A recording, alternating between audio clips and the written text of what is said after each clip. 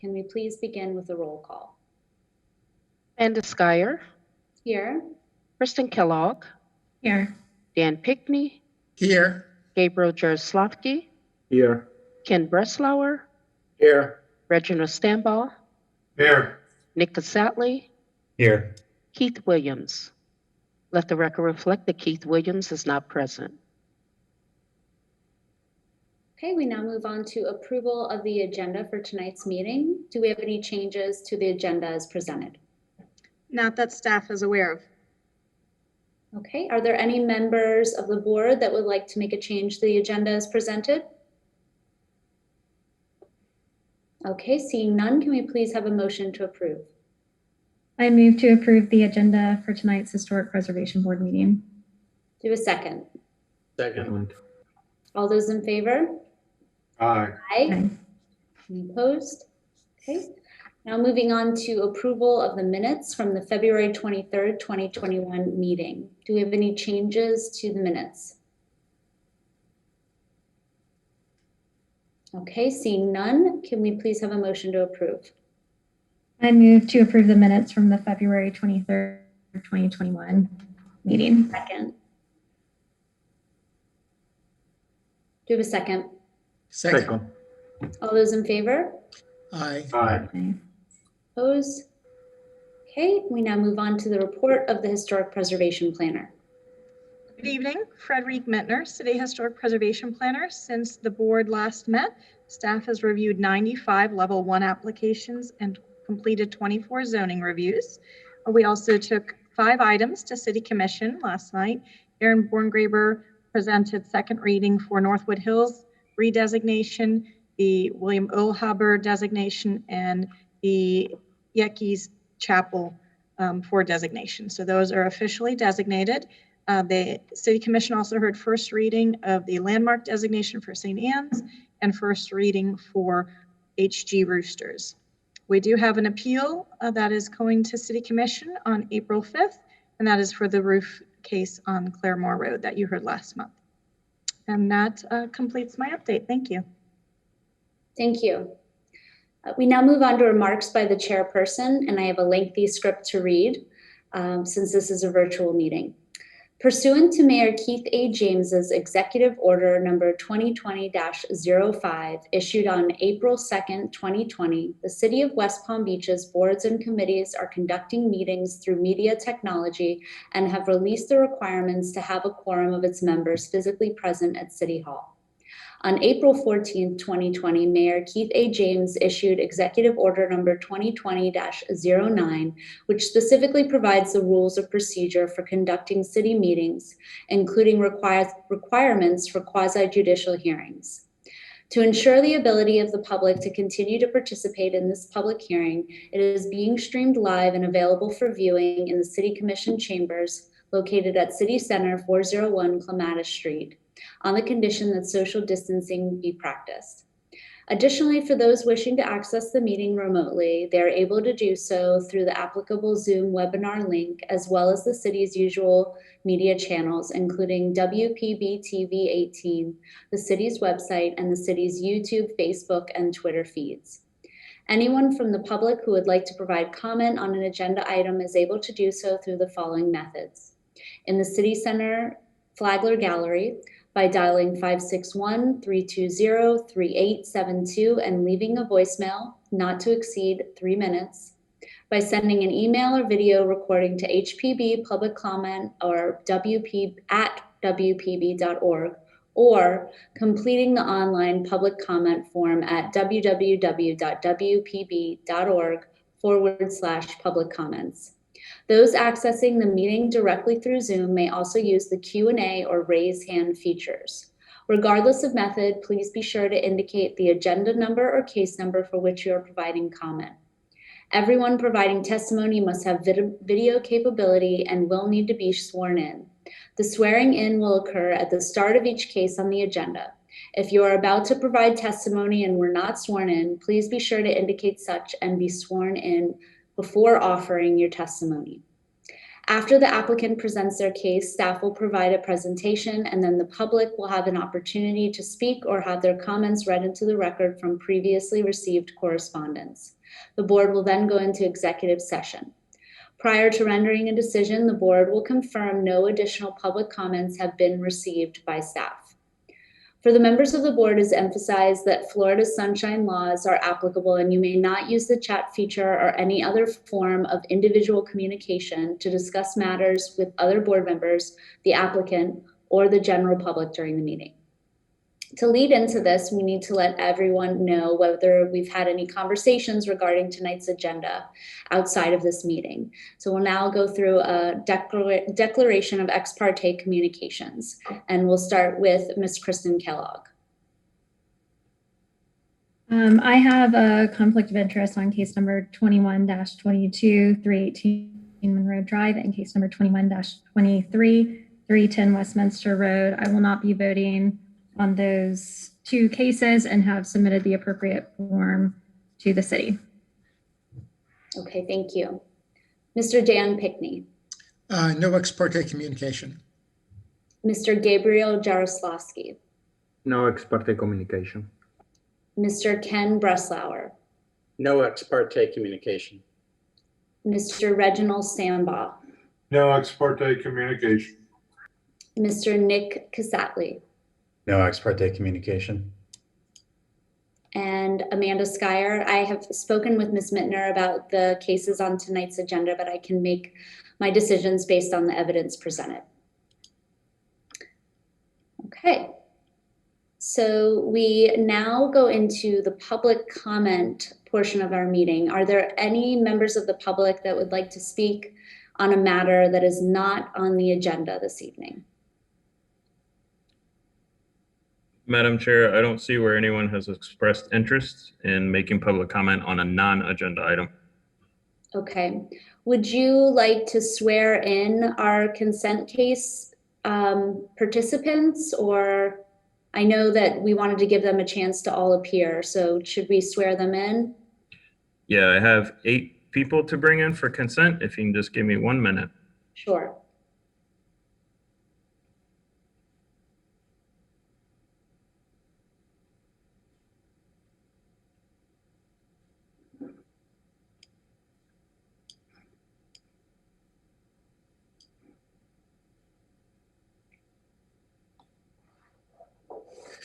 Okay, Madam Chair, that should be everybody for consent. Okay, if you would unmute yourselves and raise your right hand, please.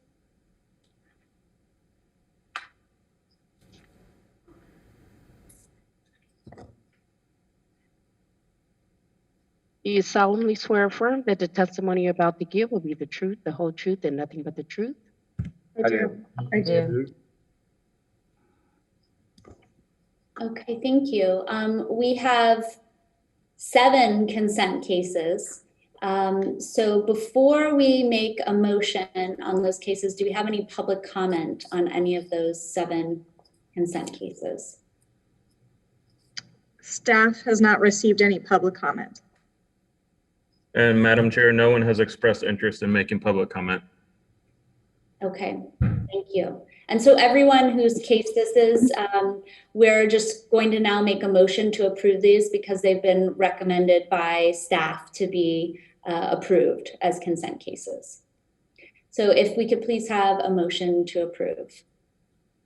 I move to approve consent cases 20-50C, 21-17, 21-18, 21-19, 21-20, 21-13, and case number 21-21. Do we have a second? Second. All those in favor? Aye. Aye. Any opposed? Okay. So if you are 823 38th Street, 803 Cayuga Drive, 846 Park Place, 719 Newark Street, 199 Almeria Road, 210 Winnowa Place, or 215 Westminster Road, your case has been approved. And thank you. And I did have a chance to speak with Ms. Mittner about some of the ad valorem pre-construction and completed work cases on this consent agenda. And it's just wonderful to see how much energy is going into restoring our historic resources. And I just want to thank you all for the wonderful work that you've done for your individual homes and for the city as a whole, and your support of the Historic Preservation Program. Thank you. Thank you. Thank you. Okay, so we'll now Madam move- Chair, Yes. Cliff raised his hand. I don't know if he has a comment that. Oh, okay, sorry, I didn't see that. Sir, yes. Amanda, I just want to make sure in my end, I didn't hear case 2121. Would your approval? Yes, 215 Westminster Road. Yes, sir. Okay. Was approved. Thank you very much. I'm going to You're sign welcome. off. Thank you. Thank you. Okay, and thank you all for your time and for participating this evening. Moving on to new business, 21-22, 318 Monroe Drive. Okay, just give me 1 second.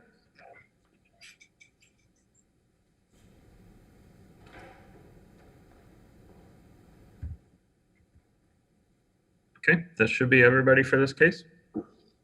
Yes. Okay, raise your right hand to be sworn in.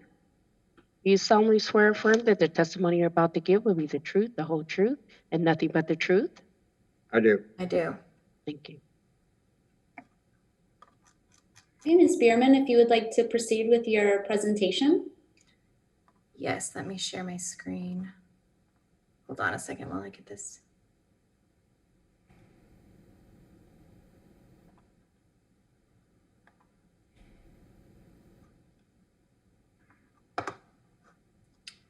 Can everybody see it? Yes. Okay. Hi, my name is Melissa Bierman with Smith Kellogg Architecture, representing Robert and Christine Frackleton at 318 Monroe Drive. Here is the existing and proposed site plans. It's an existing 2-story house with an accessory structure. We are proposing an addition a 2-story addition that would meet the setbacks and lot coverage for our zoning and FAR. The proposed addition will be at the rear of the structure and not visible from the street. We are also proposing window and door replacements on the non-street facing facades and assorted alterations as well.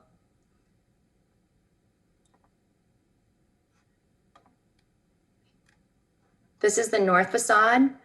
It is the front facade facing the street, which was built in 1938. Note the shutters have a little palm decoration on them. The house consists of wood siding with a metal roof system. The front porch columns are simple and the railings were not on the original building drawings. We would keep the existing windows and doors on the front facade. The east facade, we would be replacing the windows on the facade to match the existing.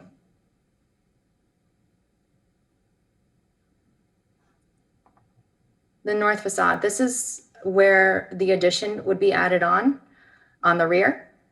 There's a raised wood deck that is existing back here, and that would be removed for the addition.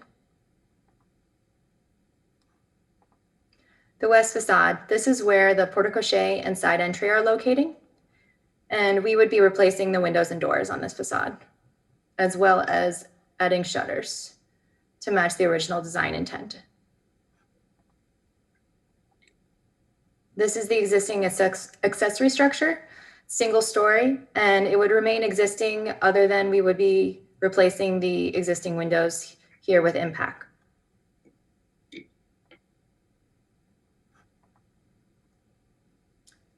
These are the required context images.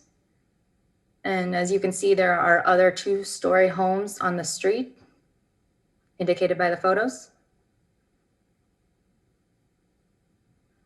And here's some more.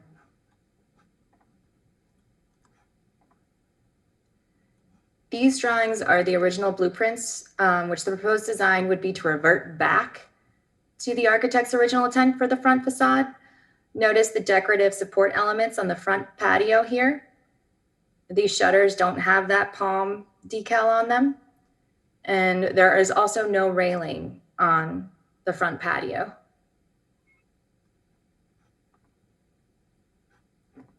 These are the existing plans with the north arrow situated to the bottom of the drawing. The main living area on the ground floor, and then there are 3 bedrooms on the second floor. These are the proposed plans. The addition is back here in the rear. The proposed plans, the goals were to enlarge the kitchen, create a ground floor bedroom and ensuite bathroom, and also a patio with a trellis. On the second floor, we are reconfiguring this 1 bathroom and adding a covered patio with removable screens. The idea was intended to mimic the sleeping porches that were prevalent during this period that the house was built.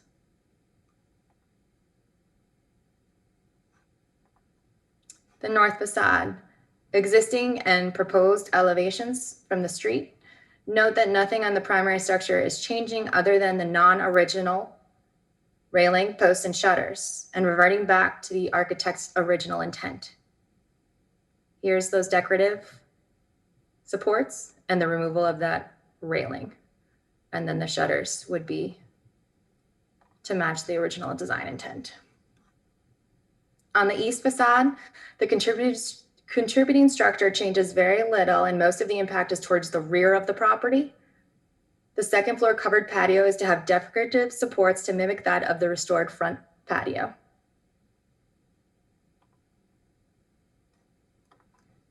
The south elevation is where we would be adding on that 2-story addition with wood siding and a gable roof to match the existing. The mass for the addition is jogged back from the original contributing structure to differentiate the old from the new. The proposed doors and windows are to match existing proportions and light configurations. On the west elevation, we would be adding shutters to match the original blueprints.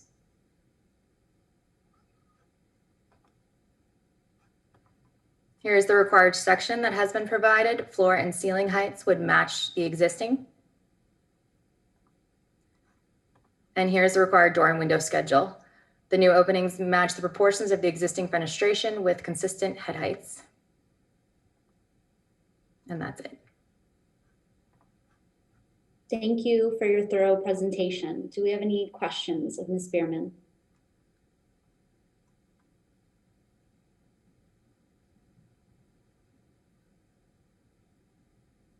The porch columns, are they the supports? Are they twin columns with a trellis in between them? Yes, with some kind of lattice work in between them, and that would be what would be. And the new shutters, will you carry over that palm tree motif? No, we were going to just match the original blueprints that did not have the palm motif. Okay, thank you.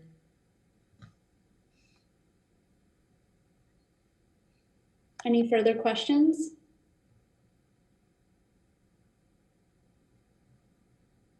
Okay, thank you. We'll now go on to the staff report. Mr. Borngraver. All right, let me bring up the presentation.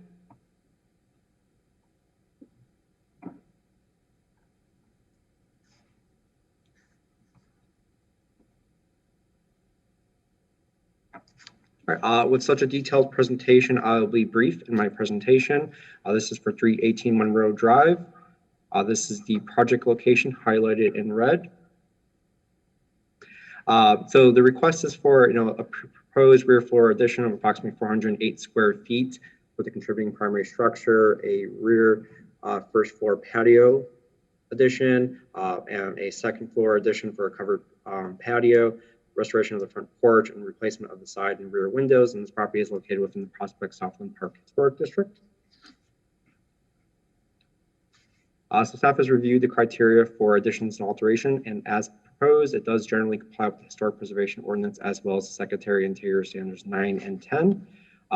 To ensure full compliance with Standards 9 and 10, staff is recommending approval of the application with these conditions to ensure full compliance. 1, all shutters shall be sized to fit the original window opening. 2, all wood window sashes being replaced shall be recycled, stored, donated, or stored on site.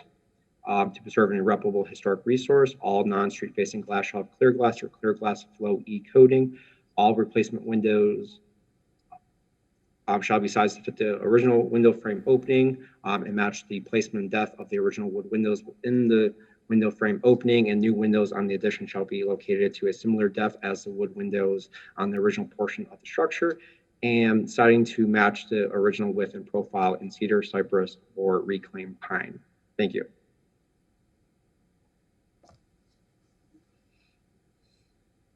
Okay, questions of Mr. Borngraber? In the front elevation, will those windows be replaced, and what kind of shape are they in? The front windows are not being replaced. Okay, thank you.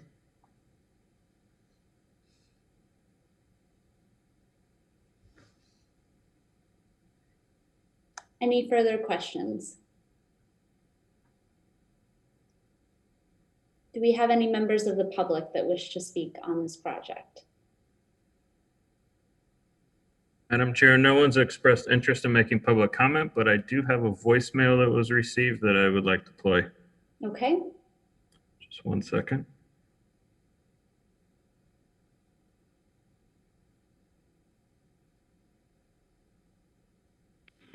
Yeah, hi, my name is Bob Rodenberg. I am the owner of 312 Monroe Drive, 33405.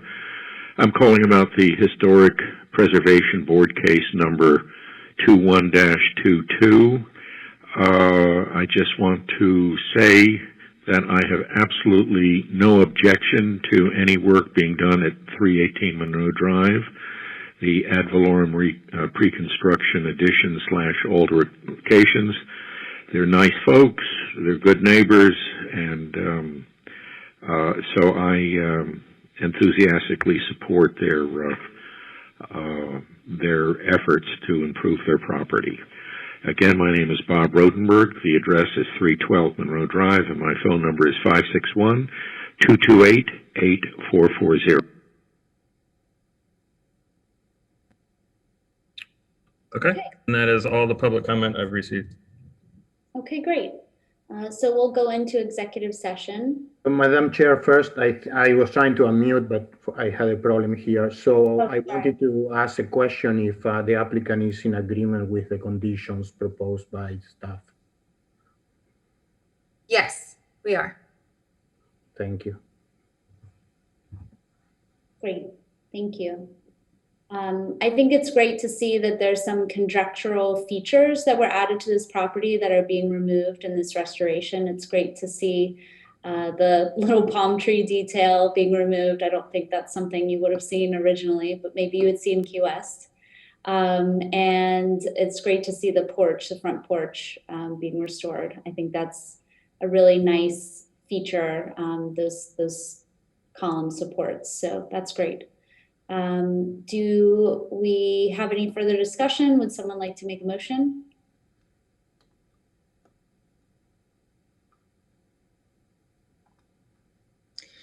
I move that the Historic Preservation Board approve application number 21-22 for ad valorem pre-construction additions and alterations.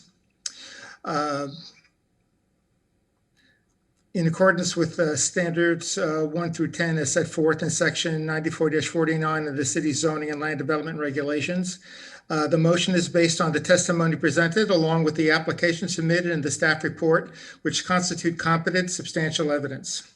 In addition, the approval of this request is made conditional upon the following restrictions, stipulations, and/or safeguards that I move are necessary to ensure compliance with the purpose and intent of the Historic Preservation Ordinance, the historic preservation element of the comprehensive plan of the City of West Palm Beach, the Secretary of Interior's standards for rehabilitation, specifically standards 9 and 10. And the additional compatibility criteria set forth in section 94-49 of the city's zoning and land development regulations. The conditions include the following. All shutters shall be sized to fit the window opening. All window sashes being replaced shall be recycled, donated, or stored on site to preserve an irreparable, irreparable historic resource. All non-street facing glass shall have clear glass or clear glass with low E coating. Finally, all replacement windows shall be sized to fit the original window frame opening, x-axis and y-axis, and match the replacement depth, x-axis of the, z-axis of the original windows within the window frame opening. New windows on the addition shall be located to a similar depth as the wood windows on the original portion of the structure. And I misspoke, there was an additional condition. Siding to match original width and profile in cedar, cypress, or reclaimed pine. Thank you. Do we have a second? Second. All those in favor? Aye. Aye. Any opposed? Okay, motion carries. Thank you. Thank you. That'll be great. And I love the addition of the sleeping porch as well. That's a great feature. Our next case is 21-23, 310 Westminster Road. Unmute I yourself. believe it's you, Miss Bierman, once again. You're muted, Frederic. Do you solemnly swear or affirm that the testimony you're about to give will be truthful? I do. I do. Thank you. Hi. Let me share my screen.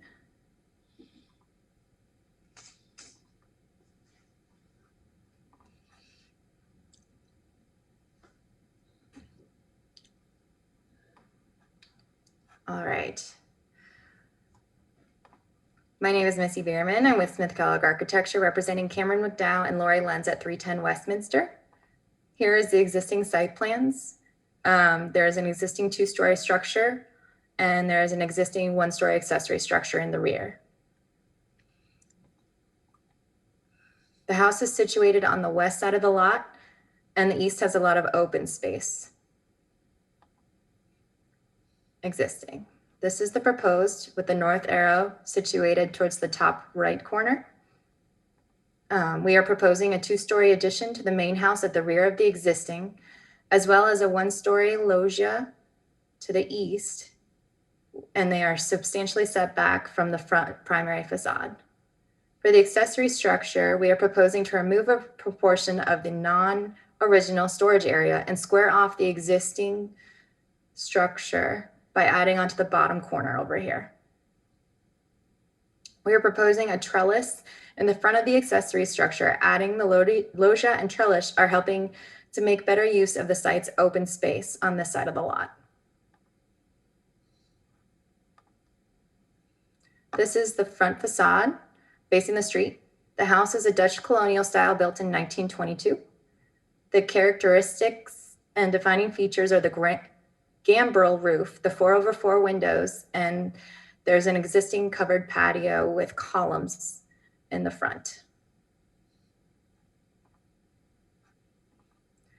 There's an existing chimney and set of double doors abutting the large green open space. This is the rear facade, the south. There's a single door with steps leading down out of the rear, and a continuation of the 4/4 windows. The west facade continues those 4/4 windows and is also where the equipment is located. This is the existing accessory structure.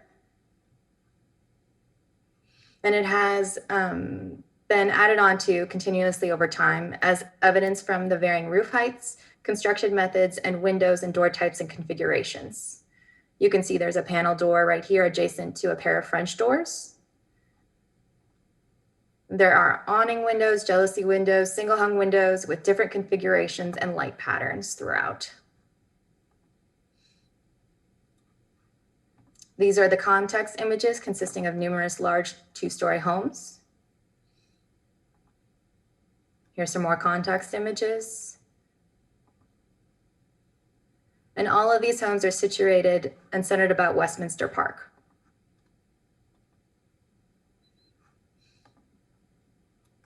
This is the existing plan with the north at the top right side of the drawing. The ground floor consists of a living area, and there's 4 bedrooms on the second floor.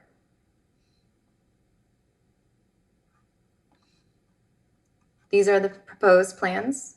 The goals were to add a family laundry and covered loggia on the ground floor and a master suite with terrace on the second floor. The addition, which is situated towards the rear and east side of the property, is set back over 20 feet from the primary facade. Here's the primary facade, and the loggia is back here.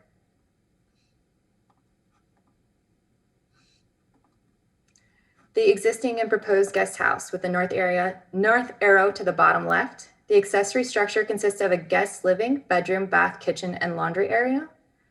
We would be removing this non-original storage laundry space and enclosing the east corner, which would be this area right here, to allow for the relocation of the kitchen, reconfiguring the interior space and modifying the fenestration to be cohesive. This is the existing and proposed elevations from the street. The main structure remains the same with an addition of a covered loggia that is significantly set back from the main facade with simplified columns, once again to differentiate the old from the new. The southeast elevation is where the 2-story addition would be located. So this is the existing and this is the proposed. The masts for the additions are jogged back from the original contributing structure to differentiate the new from the old. Window sizes would match those on the original structure. So you can see here there's an offset from the primary structure and the addition.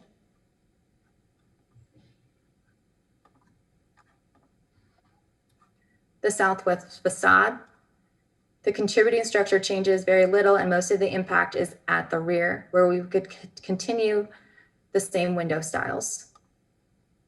And you can see also that we would be stepping down the roof as well. So the roof line, the original roof line would remain intact, and the addition would step down.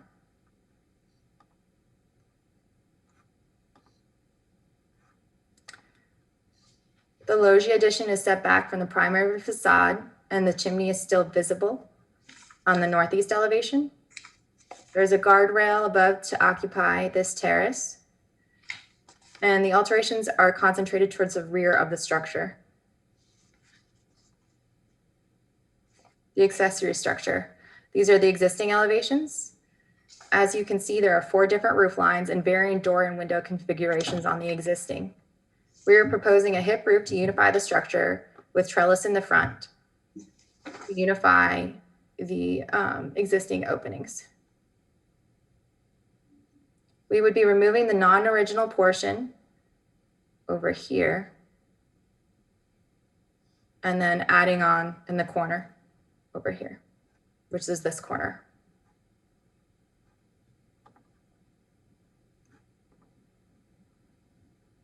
Here's the required section, and the ceiling heights and floor heights would match the existing. And here is the required door and window schedule. That's it.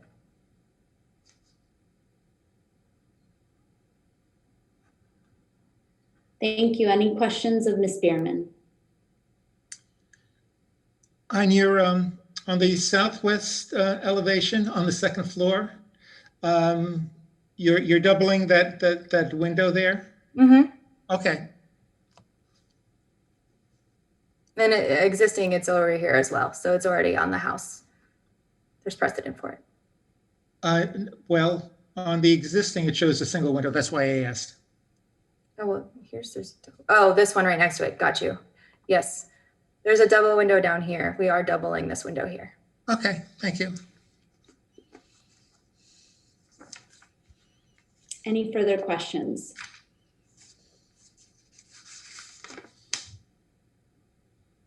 Okay, thank you. Ms. Mittner? Thank you. I will also be brief since the applicant gave such a thorough presentation. Frederic Mittner, presenting the ad valorem pre-construction application for these additions and alterations proposed at 310 Westminster Road. Here's an aerial image. As you can see, it is located just west of South Olive Avenue and across from Westminster Park. It is, as the applicant stated, a contributing structure in the Prospect Park / Southland Park Historic District, constructed in 1922. And the request is for that two-story rear addition of approximately 976 square feet, the loggia and sun deck on the east side, modifications to the accessory structure, which does include that removal of 124 square feet of storage, and then adding an open trellis of approximately 402 square feet to visually connect the primary structure and accessory structure, as well as site work. And I think staff is most excited about the site work, and besides the excellent architecture presented, because it really addresses the side yard that has kind of been overlooked for some time, and this beautiful home and this beautiful property.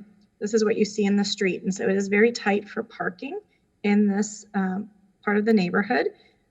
These are surrounding properties. And the site plan, as you can see here, addresses on-site parking, which is not readily available today in this capacity. They're also adding a swimming pool on the east side. And then, as was mentioned by the applicant, all the additions and modifications are primarily at the rear, and the loggia is well set back, as well as the modifications being proposed for the accessory structure really end up being a more cohesive design approach than what is currently there and what has evolved over time. And we don't believe any of those later additions are significant in their own right. And this would be a much more complementary design to the primary structure that is so unique. You've already seen the existing floor plans compared to the proposed floor plans. I do again want to note the inset here on both the east and west, first and second floor, to differentiate, and then the guest house plans to make it again more compatible with the primary structure. And that again, all the additions are at the rear or the side. Therefore, after reviewing the application and all the elevations that are proposed, we do believe it fully complies with our compatibility criteria adopted in our zoning and land development regulations, as well as Secretary of Interior standard number 9 and 10. So we're recommending a straight approval. Thank you. Questions of Ms. Mittner?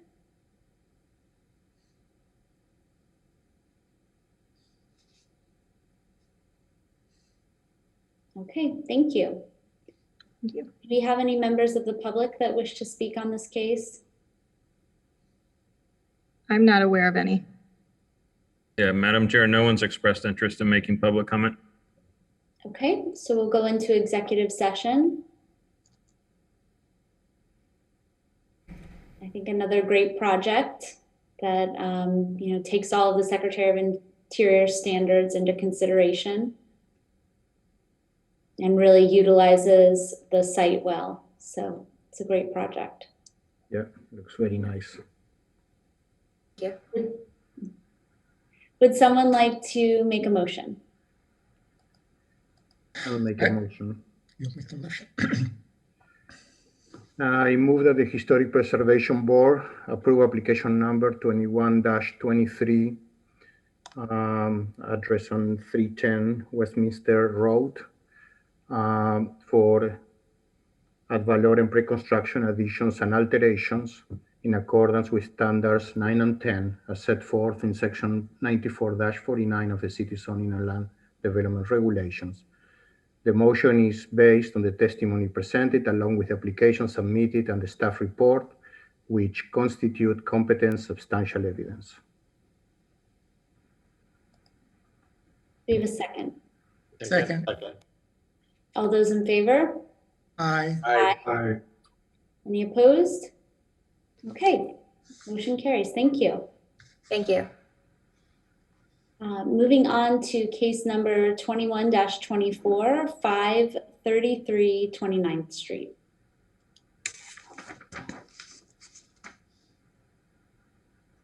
Okay, Madam Chair, that should be everybody.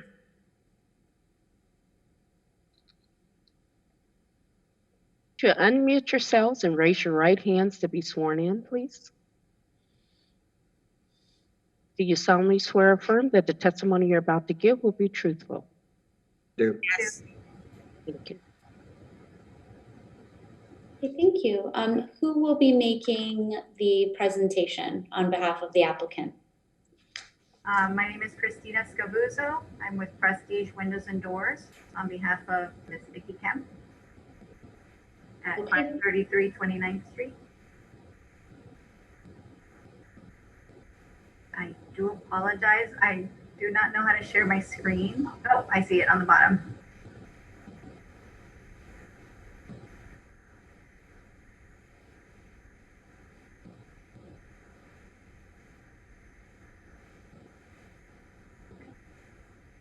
The client has contracted us to replace the screen enclosure that she has in her front porch area to be replaced with impact resistant windows and doors with bronze frame and clear impact glass. We have the existing and proposed elevations for the two small sections of her home. Our client is an interior designer, and she believes that, or we believe that the bronze frames would enhance the home, and hopefully in the future we can do the rest of the windows and doors in bronze as well. They're currently white frames, but on the street the client lives on and in many other streets around her, many of the homes are already with the bronze framed windows.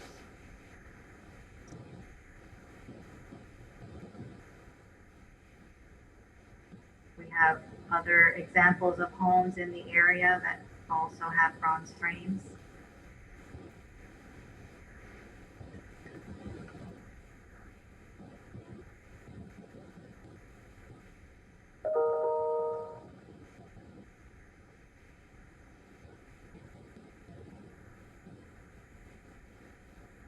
Also, having the double door, the double French door would allow the client to have a larger access into her porch area and into her home.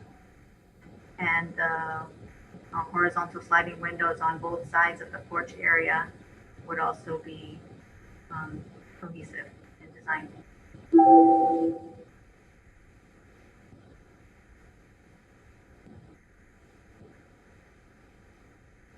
would be happy to take any questions, or would you like to speak, Ms. Kemp?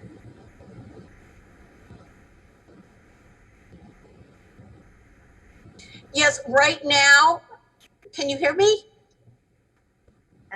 Yes, we can. Okay, because what this is replacing also are the old roll down hurricane shutters that were actually there when I bought the house in '94.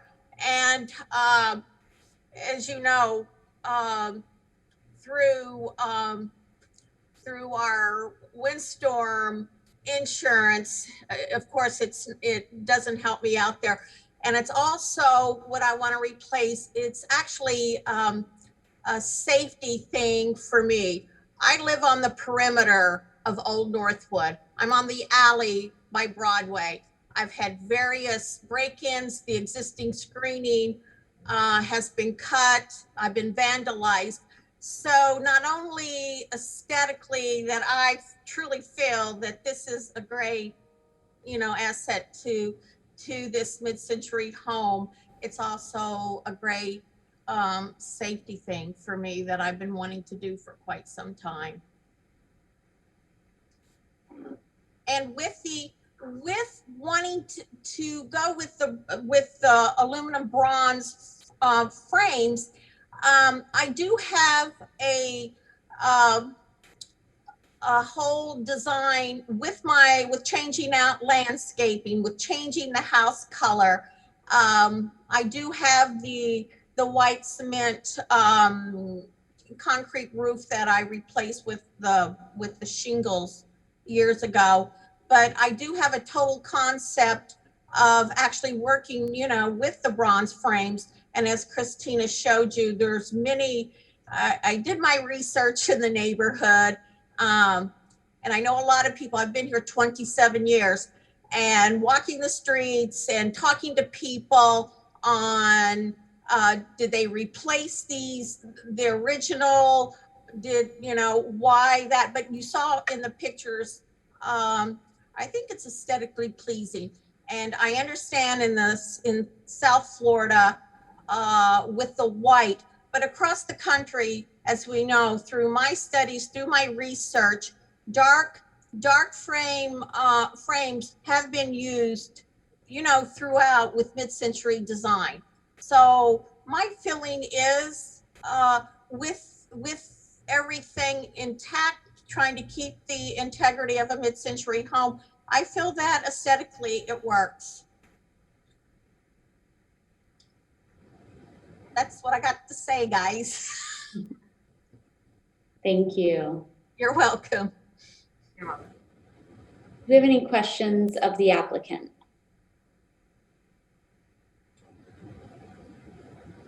No, we've talked, so I'm fine. Okay. Well, I mean, I understand what the applicant just expressed. However, there are a couple of recommendations from staff. One is regarding the color of the frames. So probably we should discuss that. For this type of architecture, staff is recommending either anodized or white frames. And this is result of a study that staff did last year and was approved by the board, I believe, right? The second recommendation is to change the design of the windows on the porch to kind of respect more the current configuration. So I would assume that you don't agree with staff recommendations, right, per your comments. Correct.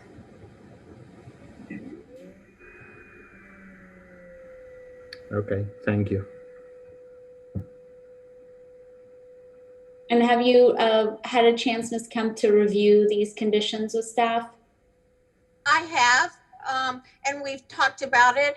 And again, my concern was with what I proposed or worked with Prestige, and then what staff proposes, like on the front, with eliminating the horizontal roller and doing the 4 fixed windows, but have the hopper, because in the day, old Florida homes, like this house didn't have AC when I bought it. Was it's basically an old Florida style where the air circulation from the front of the house moves through the back. So my concern was with the 4 fixed windows at the front and then the hopper at the bottom, I'm very concerned again with safety. The front hopper wants to open up to have ventilation. I'm very, it's like those would always, there's no way that I would open those because of my safety reasons. And then what we also proposed on the west side of the porch, again, that's the alley side. I'm so vulnerable there. So we put together, or proposed a stationary window that's set, because I don't want to open that side of my house again because of crime. So that was a lot of reasoning. I mean, I understand with the front of the house with the 4 fixed windows, but I won't get that circulation through the house then. So that was the concern there.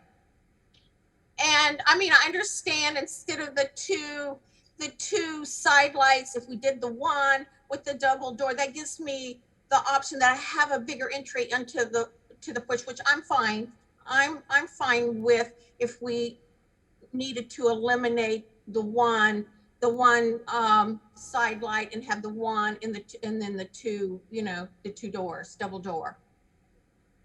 But that was my concern. And again, it all just comes down to safety and being secure in this house. And I love the neighborhood.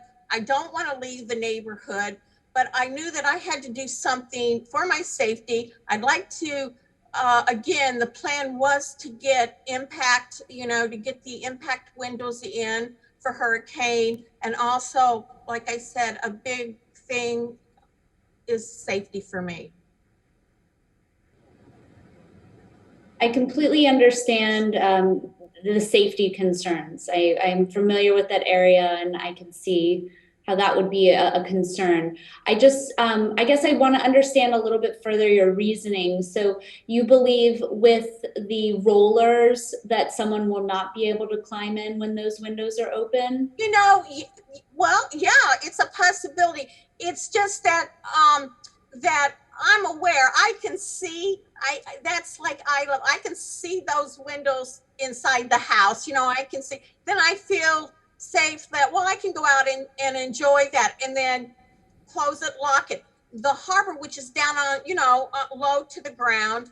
And I know we talked about, well, landscaping or cover, but you don't know my neighborhood. So you don't know what the opportunists do or what my stories that I could even tell you here.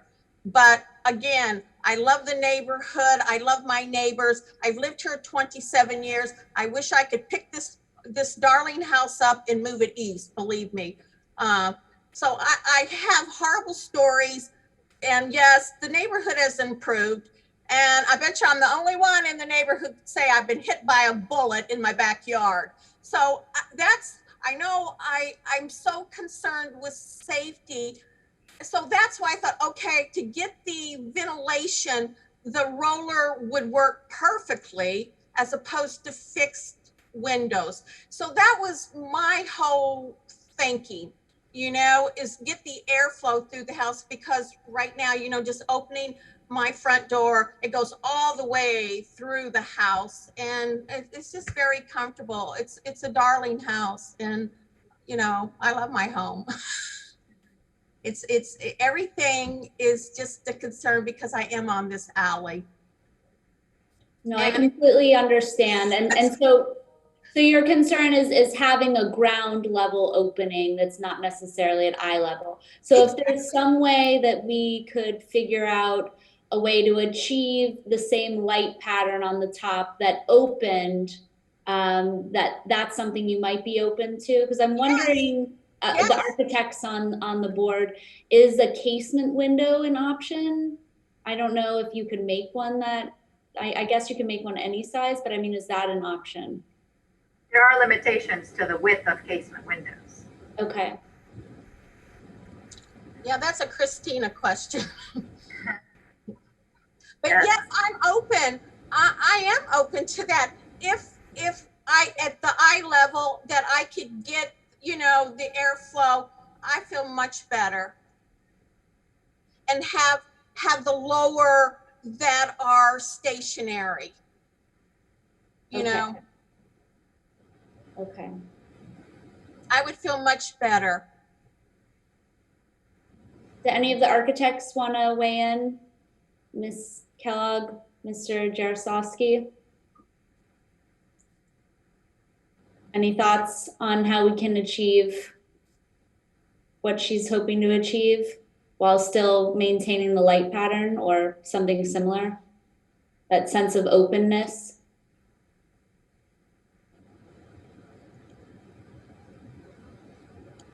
I think that, for example, on picture on the right hand side, existing west elevation, I mean, is either changing what they are proposing or just put a casement window. I would think that the casement window on that width should be possible, but Christina here can tell us if that is possible.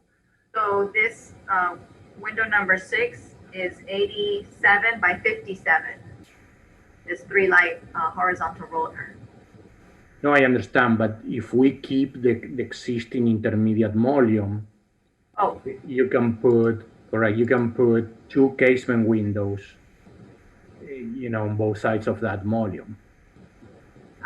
43 by 57. I'd have to check with the manufacturer if that's a possibility. Yeah. Most of the time, 37 wide is the max. Yeah, I would think that 47 inches is not an issue. The other side, probably the south elevation is probably the issue, because probably it's a little wide, too wide for a casement window, and probably too narrow for a sliding. Well, it's not too narrow. You can always put a roller, a horizontal roller anywhere. You know, it's gonna be smaller, panes. But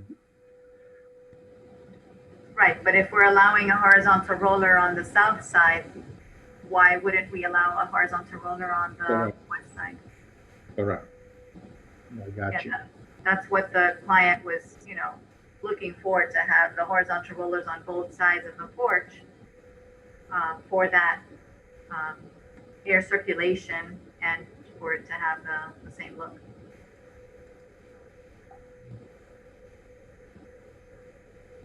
Okay, well, I'd be interested to hear staff's presentation. Do Yeah, we have me too. any further questions for the applicant? Thank you. Thank you. So we'll move on to Mr. Borngraber, please. Okay, let me bring up my presentation.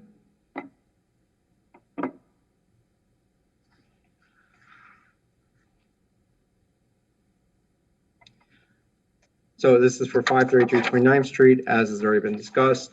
This is the location of the property, and as mentioned, is on the edge of the Old Northwood Historic District and on an alley. I just want to make sure it was clear for the record that the replacement of the windows and doors on this property is not the focus of tonight's discussion. That is acceptable at a staff level. The issue is the bronze frame, as well as the enclosing of the porch, which requires Historic Preservation Board approval, where staff is actually recommending approval for that, just with a modification of its configuration. So this is proposed enclosure of the front southwest corner porch. It's currently screened in with a combination of fixed windows, horizontal roller windows, and a paired French door with a 4-light pattern and bronze frame, and then proposed replacement of the 2 rear sliding glass doors with bronze frame. For the sliding glass doors, those are fine, aside from the bronze frame issue. And the applicant is planning on replacing all windows with a bronze frame at a later date, and I do have some information on that. It won't be a part of tonight's decision, but it will be a part of tonight's discussion. This is the existing site. So on the left, we have the photo of the property from the sidewalk, which is the south elevation, as you can see, of the configuration of the screen enclosure. It also currently has 2 white paired 6/6 windows. And on the right, we have a zoomed in portion of the screening.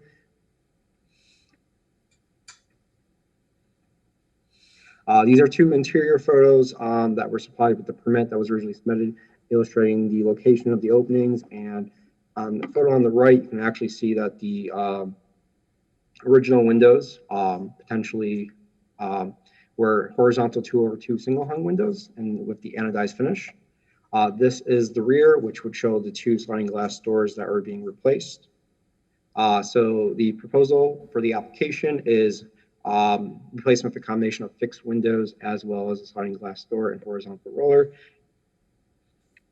So here are the elevations that the applicant presented with the existing configuration. And then the proposed, I just want to make it also clear that the horizontal roller for is number 6 is not a concern of staff. It is on the side elevation. The concern was on the south elevation and trying to maintain more of that existing massing that is already present, while also allowing for that paired French door that the applicant is seeking to be there as well. This was one of the examples that the applicant included. I believe it was 440 28th Street. I didn't have the address at first. On the right is a photo from the Florida Master Soil File Form in 1990. It was already enclosed with louvers. And then from Google Street View, it was at least done since November 2007. And even with the new configuration of glass and the framing for it, including mullions, it does somewhat match the existing louvers that were there. This is phase 2 as the applicant's proposing. This is only for discussion purposes. Applicant is proposing to replace the 2 front windows with casements, which are not ideal, but can be approved. The issue here would be the horizontal sliders, which staff would not support at a building permit level.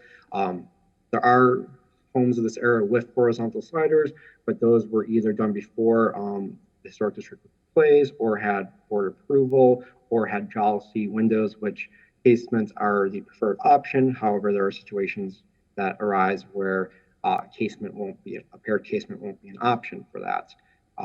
Once again, this is just the second proposal. If the applicant were to revise the plans for either casements or single hung windows as necessary, and the board does approve bronze, then staff will continue to approve that color for the rest of the structure. Staff has reviewed the criteria for additions and alterations, and it does not comply with the historic preservation ordinance as well as standards 9 and 10. So staff is recommending approval of the application with these standards to bring the project into compliance. So all windows and doors shall have an anodized or white frame. And as mentioned earlier in the meeting, the window and fenestration policy for mid-century does indicate that anodized is preferred, followed by white if they're existing. However, there are situations, and there's some within West Palm Beach where there is actually black frames. So staff could also support a black frame. It's not a bronze frame, and there is a key distinction in that color. And then the enclosure of the front porch shall be revised to replicate the existing scroll pattern, which is attachment 2, which I'll go to in a moment. The west elevation can continue to have the HOX horizontal roller with the horizontal fixed or hopper window. So as proposed, that is completely fine. But the south elevation could have a paired fixed window with a 2-inch wide mullion with a paired hopper window below, and then the paired front door with the horizontal 4-light pattern. As safety is a major concern, and we are just regulating how the porch is being enclosed, as well as the replacement windows on the rest of the structure. This configuration can be somewhat modified if, using just the fixed window at the bottom to address the safety concerns, as well as, to emphasize the openness, especially on the south elevation, which is pretty prominent. That casements could be an option, and that may require a slight reconfiguration of the spacing, but staff would be supportive of that. Thank you.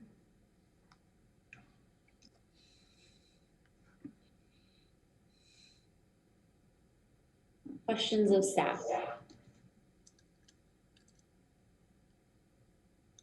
I just want to get it straight. There is no circumstance under which you would accept a bronze frame? So bronze frame, just for the mid-century, is not acceptable. There are, in some of the instances that were shown, some of those might actually be black frames. Okay. Also, some of those were, one of those at least, which I actually approved the permit not long ago, is actually a home with a mission influence. So therefore, bronze frames were appropriate. Staff heavily supports either the white or anodized, as in the staff report, or adding the black, which would still be the dark frame color that the applicant is proposing, just a different tint. Okay, thank you. Thank you. So, Mr. Bongraver, can you clarify for us, please, what are the type of existing windows around the house? So the existing windows, there are replacement windows that appear to be white aluminum frames in a 6/6 or a 3/3. There are at least 2 window openings that I'm aware of, one in the enclosed porch, which has the horizontal 2/2 aluminum anodized frames. And also I just wanted to add that the color is up to the discretion of the board at the end of the day. So none of the existing windows are original windows, is that correct? That is what I'm understanding. The aluminum horizontal 2/2 have the potential opportunity to be original windows.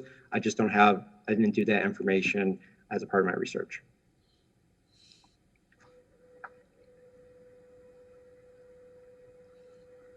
So if we, so one issue is the color. So we could accept a black color, but not a bronze, right? That is the conclusion that we are coming up with. Correct. It's also up to the board's discretion if they also find bronze to be compliant with our guidelines. And you mentioned before that you don't have too many concerns about the west elevation to put the XOX there. That's correct. And your main concern is the south elevation, which you would like to keep the current configuration of the main members that form the enclosure, right?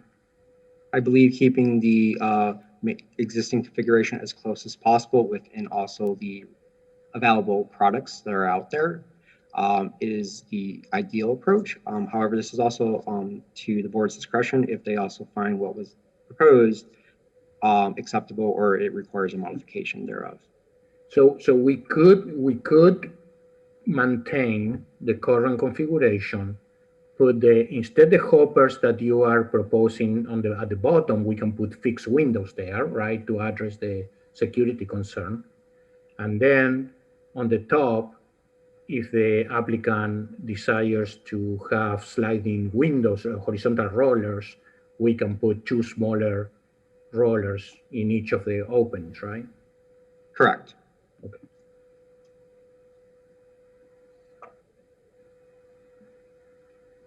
All right, thank you. Thank you. I wish we had a sample of the bronze because some of the examples, Mr. Borngraber, were those black frames rather than bronze frames? So I did not have, well, I did look at the samples provided below. Sometimes it's difficult to tell the frame color from a photo. It really needs an in-person visit, but there is some similarities depending on the manufacturer between bronze and black. However, I do find that in my experience, black is more of a true black than the bronze. Can I comment? Sure. I saw when Erica, not Christina, she's the contractor, but when I looked at the frames and all from Prestige and I actually saw it, it is the darker, and I'm so drawn to it. It's beautiful, but it is more on the darker side than what you're thinking bronzy when you're thinking more of a brown. But their sample, and I don't know if Christina brought samples to show today. I thought that she was, but it's on the darker side, and I don't know, it's beautiful. But I know what you're saying. If it tends to be more bronzy brown or leaning to the black, and I like more leaning to that darker, that, it's not the dark black, but it leans more that way. Looking at the manufacturer's website so that I can get a good picture for you from their brochure. But it is a very, very dark. Some people do confuse it as black. It's beautiful. So let me ask you a question. Is there a black color instead of a dark bronze that is available? That is not a standard color, no, for windows. It is a dark bronze powder coated color. But like I said, a lot of people confuse it as black because it is dark. You could very easily, yes. Do you have an image that you can share with us? Yes, I'm trying to get that up on my screen right now.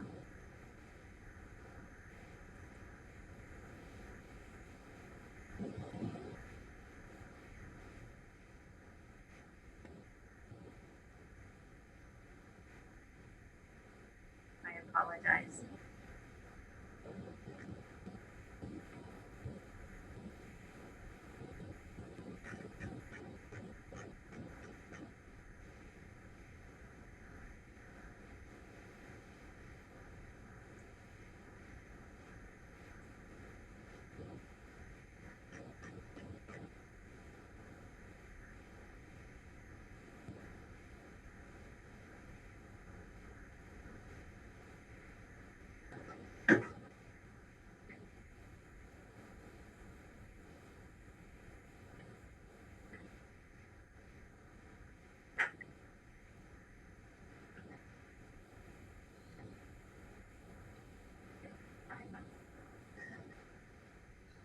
Sorry, one moment.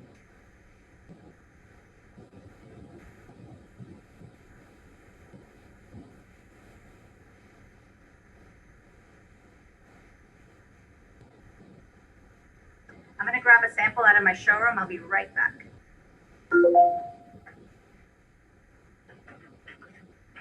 Okay. Thank you for your patience. It is a challenge doing these virtually. I think when you have to be there in person, you probably like think more about what should I have with me, and It's true, very true. I was hoping she was at her work office and not at home. I was hoping that she was too, when she said showroom, but maybe it's next right there. I don't know.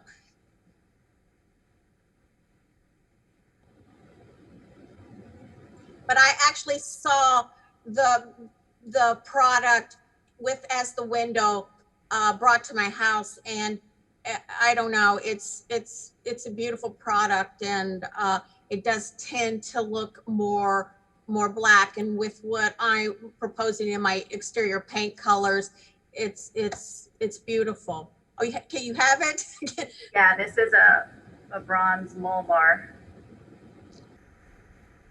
from CGI. Can you move it so we can see light reflecting on it?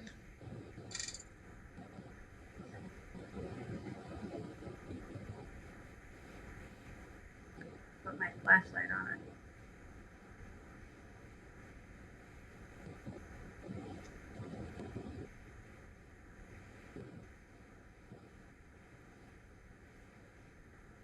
I mean, everybody's screen has different resolution, but it sure does read as an extremely dark gray or black. Yes, definitely. It does.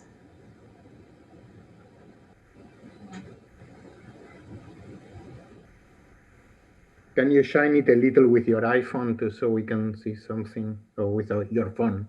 I didn't mean publicity.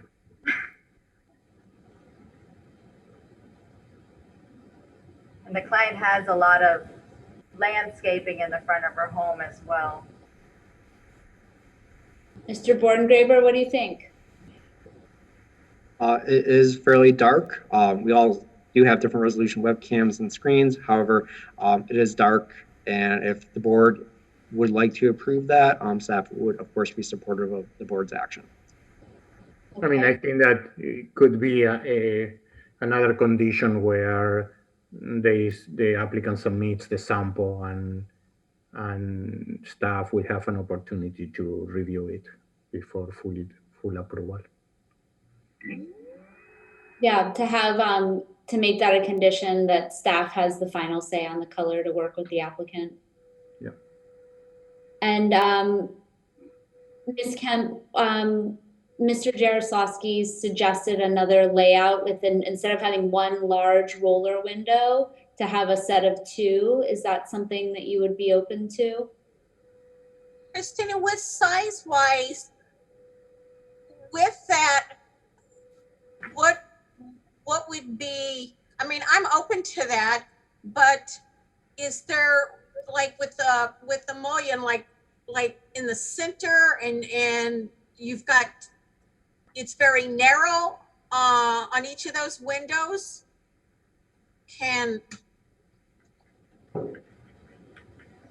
I'll tell you what each window would be if we put two there.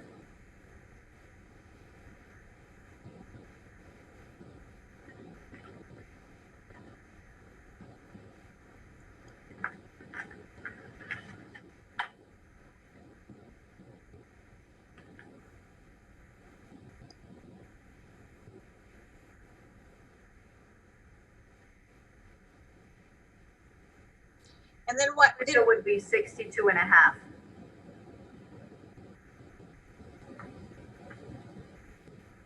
I would be open to that. So you will have an opening of 30 inches approximately, with a roller, right? Yeah, I would be open to that. And then the bottoms we would have fixed. Correct. Yes. I mean, that is what we would be suggesting, probably. I just feel much safer in there. Okay, I think we've worked out a solution. Does anybody have any questions before we move into public comment? And Mr. Jaroslawski, you're definitely gonna have to make the motion. All the tough times, the tough stuff to me, right? Do we have any public comment on this case? Madam Chair, no one has expressed an interest in making public comment. Okay, so we'll move into executive session and I'll hand it over to you.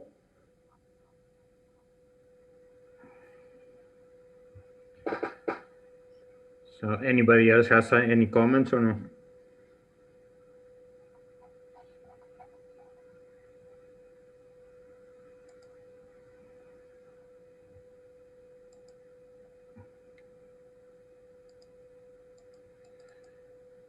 Okay, seeing none, you will have to bear with me a little bit so I can put this together. But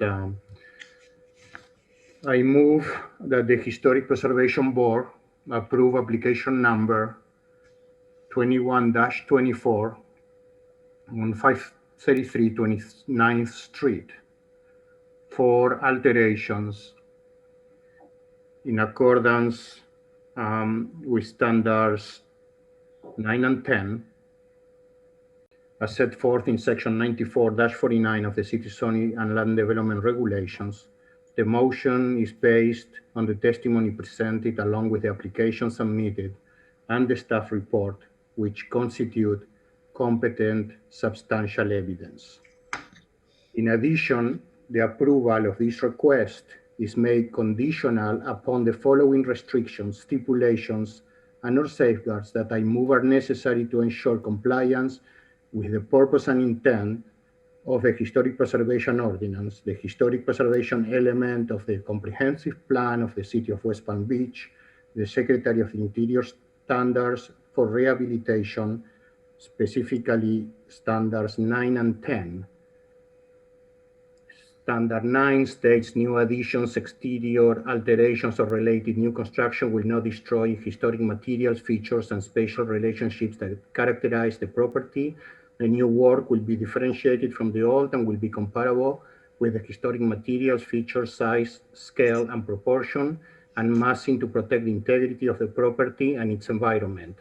Standards 10 states new additions and adjacent or related new construction will be undertaken in such a manner that if removed in the future, the essential form and integrity of the historic property and its environment would be unimpaired.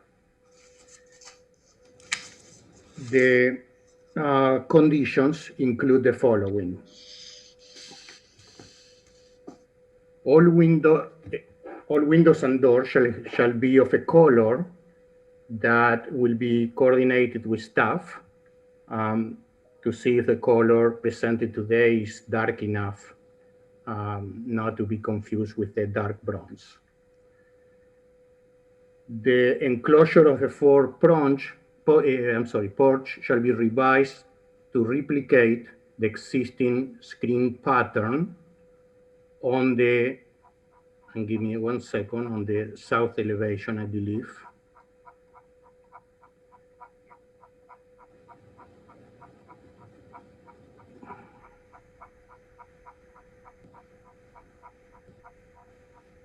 Getting there. On the existing south elevation. The west elevation can be provided with an XOX as presented with a fixed window, or preferably 2 fixed windows on the bottom.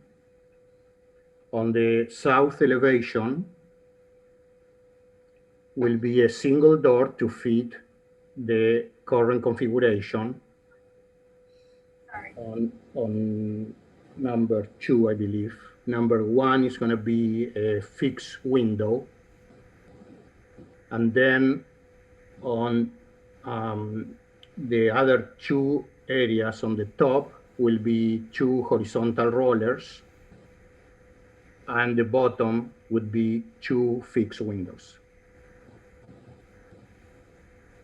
I'm sorry, May. Yeah, May I yeah. make a comment? The double door had been stated as being acceptable as well previously by the historic board. Yes, yes.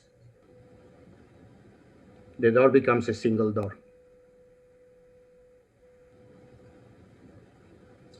I thought we're good with the single light, the double door, then the windows. We have the single side light instead of the two. Am I correct, Aaron?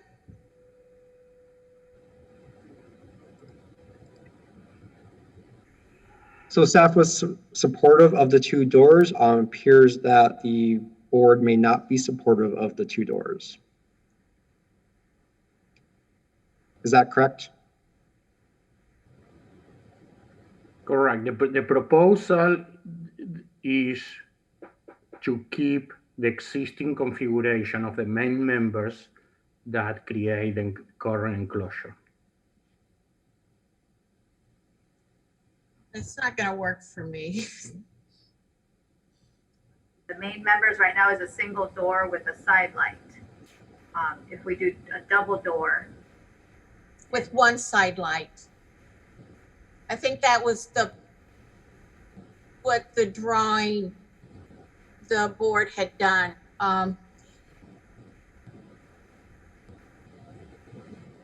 Keep paired doors in this location or single French door with one horizontal light and small side light. yeah, the two 62-inch wide horizontal rollers were with maintaining the double door.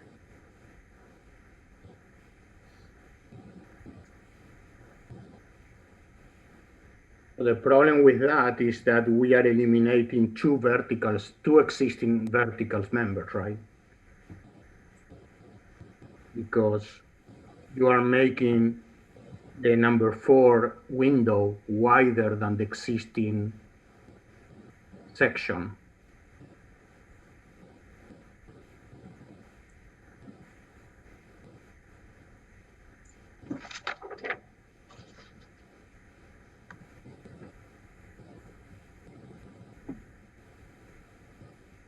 We could revise our drawing to have the two horizontal rollers, the fixed lower windows, and the double door, and bring the sample of the bronze. If you would allow us to do that and then reconsider, please.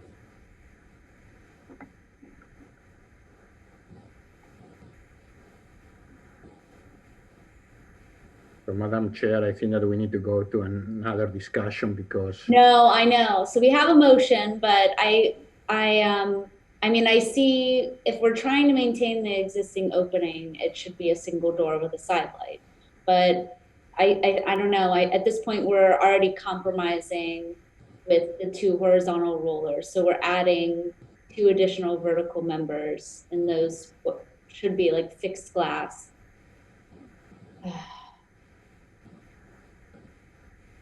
Because I mean, that didn't even exist when I bought the house. I screened that, which they had all the shutters. All those shutters were down, and it was like a double entry before any of that screening was there. The roll down shutters allowed for a double entry, but I had no security. So that's why the screen company that did that was at the time that was fine for me for security. But the actual time of purchase of the house allowed for a double door, but there was no door. The space was open when all those hurricane shutters were rolled down. It's just that the space is so small, I can't get through that little door with what I have. That was why to go to the double door allows me to come and go from the house as I need to with what I deal with. Mr. Jaroslavsky, would you be willing to consider revising your motion to provide an option as staff did for how to handle the door opening?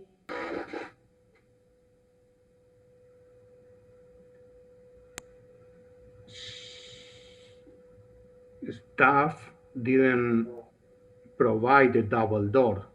staff is suggesting a single door. The double door was provided by the applicant. So the other thing that probably can be done is if we eliminate the fixed panel on the right, which is number 1, we could do a double door there of that width. Excuse me, I just wanted to interject that staff is supportive of the paired door. Just all these red lines were actually by staff. So this is just the blue doors in blue and then being moved to roughly this location, and staff is aware that there will be a slight configuration change to adjust for the width of the doors in this, trying to recreate the existing screening enclosure. Okay, so you're that where it says keep paired doors in this location or single French door with 4 horizontal lights and a small side light. Correct. So staff was putting both options.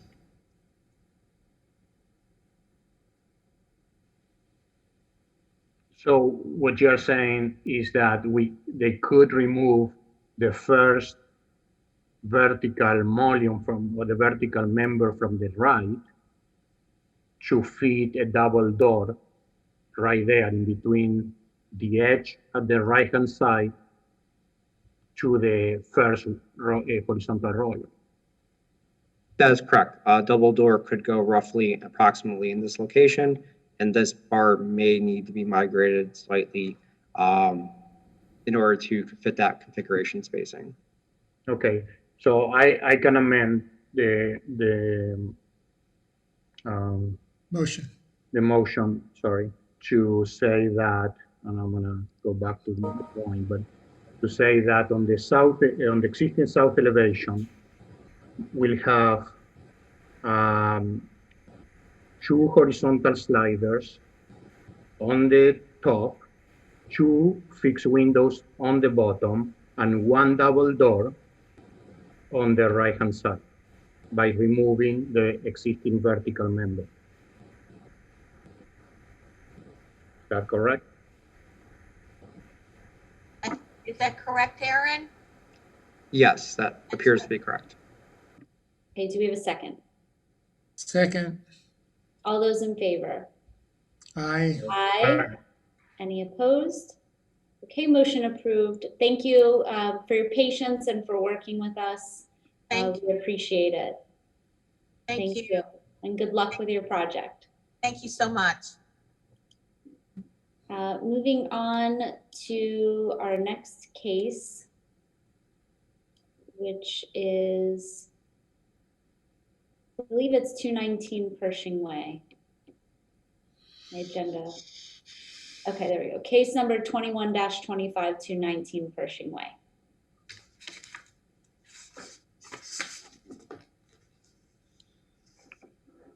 Madam Chair, everyone for this case has been brought in. Okay. Yourselves and raise your right hand to be sworn in. I mean, Davis, Hope Davis is not on camera, at least not on my end here. Mine either.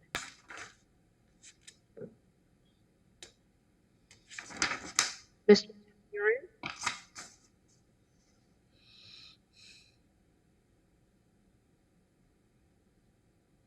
Can you unmute yourself, Ms. Moore? And Mr. Temburan, we cannot see your face.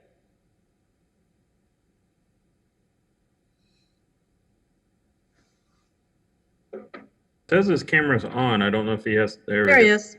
Okay. If you can unmute yourselves and raise your right hands to be sworn in, please. Do you solemnly swear or affirm that the testimony you're about to give will be the truth, the whole truth, and nothing but the truth? I do. Yeah, yes. Okay. Who will be making the presentation? Davis Tamper and then Marcio Gomez from YRA. Okay, please proceed.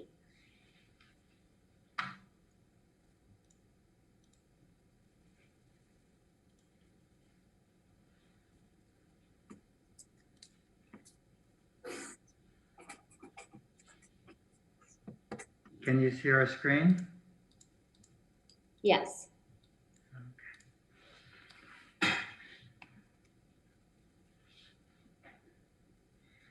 So what we are proposing is the demolition of an existing non-contributing home located at 219 Pershing Way, owned by Ms. Moore.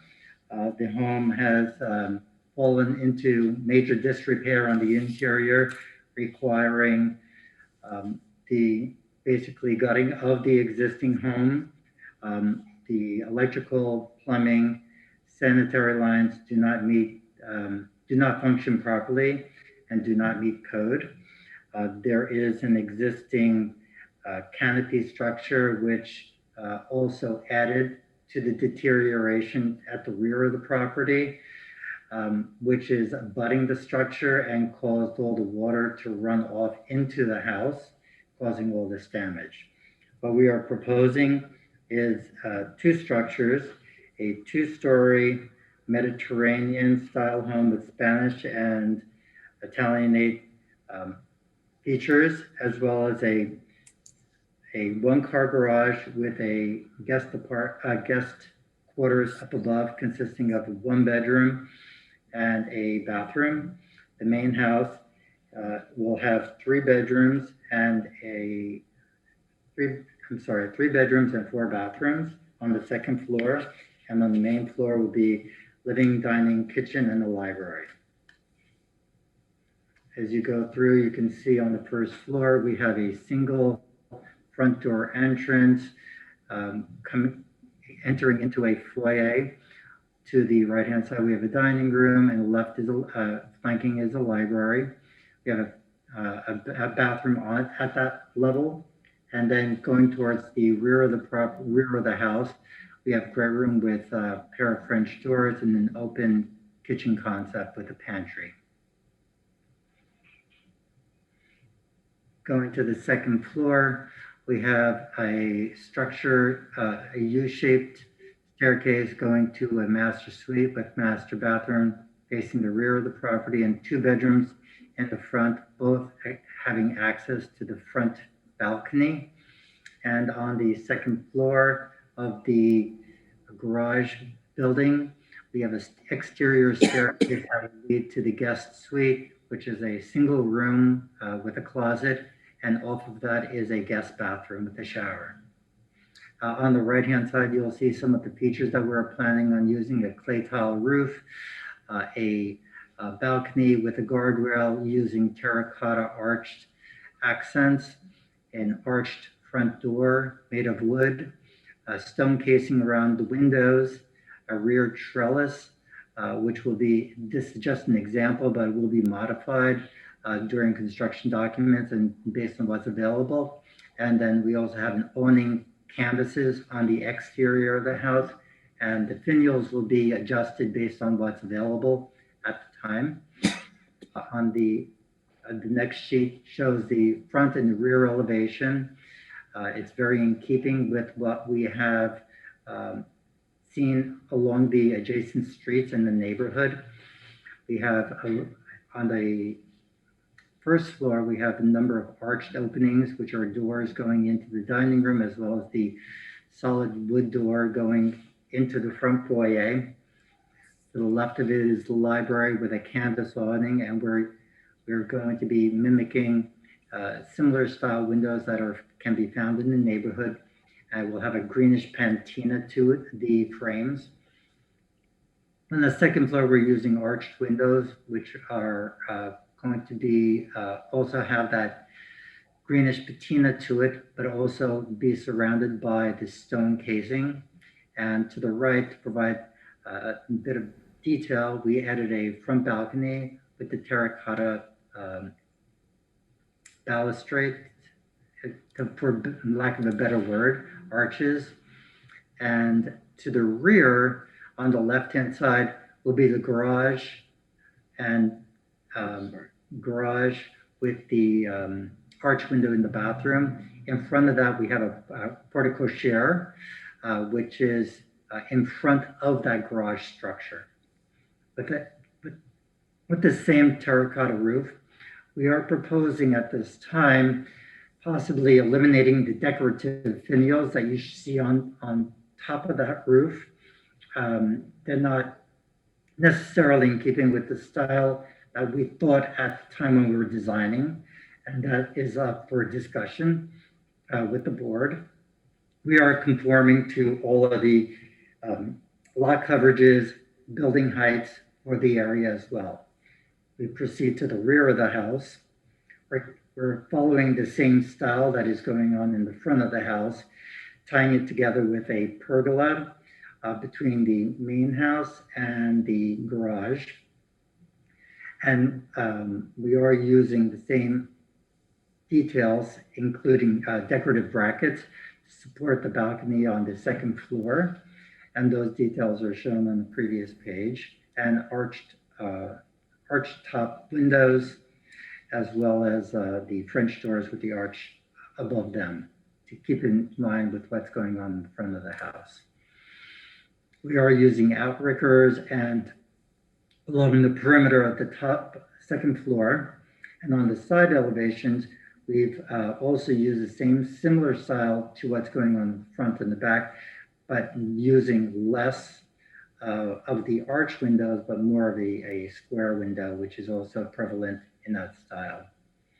To the left side, we have the porte cochere, which will be arched, provide some decorative detail for the neighbors, and in keeping with the style of the home and the arch windows. And you can see better in this case, between the garage structure and the main house, we have a balcony using the terracotta infill for the handrail, but also one of the brackets that we're proposing. The brackets are up for, have been designed at this time without, in keeping with the structure. However, we do need to work out some of the details, perhaps eliminating the ball finial there, see what would work best for the house and what is available to be manufactured. We've also shown you here a 3D rendering of the house that we've done in SketchUp to show a better example rather than just the elevations of what the house could look like. And on the top line are the existing homes and how our home, which is in the center, 219 proposed, would relate to some of the other two-story residences in the neighborhood, enhancing that. The only single story that would be left would be the adjacent 215, which does not have much of a historical presence that we're aware of, and we feel that our project would fit better with the existing two-story structures that are on the property and on the street. As we scroll down, we also have a door and window schedule and typical sections on how we can construct the home, indicating the type of materials that we will be using, and a roof plan. Here are some additional photos of the adjacent properties. 219 is a single story, as you can see right now, and non-contributing.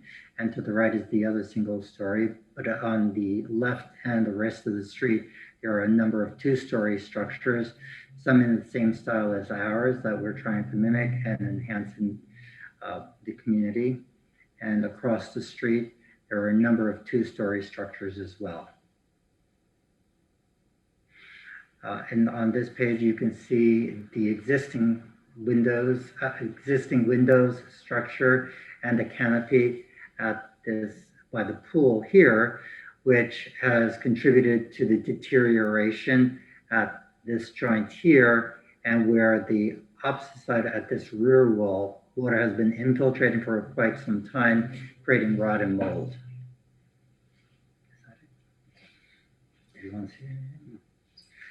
That's all we have to present for you today. We're open for questions and comments. I have two questions. Regarding your roof, are you going to use the traditional clay tiles with a C profile, or the more contemporary low profile S tiles? Yes. You can use the traditional tile. The traditional, yes. Okay. And the second question is, your brackets are very much reminiscent of the brackets that I had on my home in New York, which is a much earlier period. They're Italianate brackets, and the home was from 1873. So the only difference is that I had an acorn finial rather than the bull there. But I don't know, maybe the other board members know differently, but it seems to be a bracket from a much earlier period. It may not be appropriate for this home.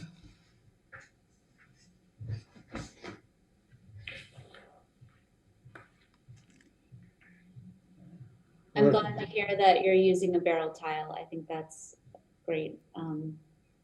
I wanted to ask about the roof line on the balcony here on this front elevation. Can you explain why you chose the roof line that you did? So we wanted to kind of accent the open porch, and it just it kind of brings out the corner and it makes it more inviting to the home. I think my concern is that on that eastern peak of the roof line, it just gets, I think, a little bit higher than everything else and throws it a little bit off balance. Is there any way to use the integral roof of the home to cover that balcony rather than having a separate roof line? I feel like it's executed much better on the back. Like that seems to be, it follows the roof line of the main roof, whereas this kind of sticks out. And I can't think of any historical precedents to something that looks like that. We did do a few versions of this particular roof. This one seemed to sort of be the most natural. We did try a version of the roof where the line of the main roof became a gable on this front, but then it became too prevalent of an object. So we sort of chose this hip just to tone it down, not for it to become more important than sort of the front entry. I am also in agreement with Ms. Skyer on this particular detail. The raised beam height, I think, is inconsistent with the historic neighborhood, and I also cannot think of a precedent within the district for it. So I think simply bringing down that beam height to match what you have on the second floor would greatly enhance, and again, bring it into greater conformity with the neighborhood.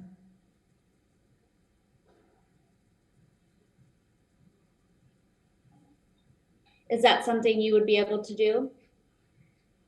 We could definitely explore that and make that work, yes. Okay. And you also mentioned the finials on top, that we could have a discussion about whether to keep those or not. I think that it seems like your reaction that maybe they aren't as appropriate is correct. Again, I can't think of a precedent within the neighborhood for them. So overall, I really like the design, and those are just a couple of elements. I think if we adjust them, it'll make it fit better into the neighborhood. Great, thank you. Okay. I agree with that comment. And I also wanted to ask about the set of 3 arched windows on the second floor. I was looking at the floor plan, and a lot of times with these historic homes, if it's a bathroom window, it's smaller. Sometimes there's paired windows. And I was just wondering if there was maybe an alternate configuration for the windows that would maybe add just a little bit more visual interest, some of that, I don't want to say quirkiness, but it is like, that the quirkiness that you see in the Mediterranean Revival style. Obviously this is a very modern interpretation of it, but I don't know if that's something that you perhaps considered in some of your designs.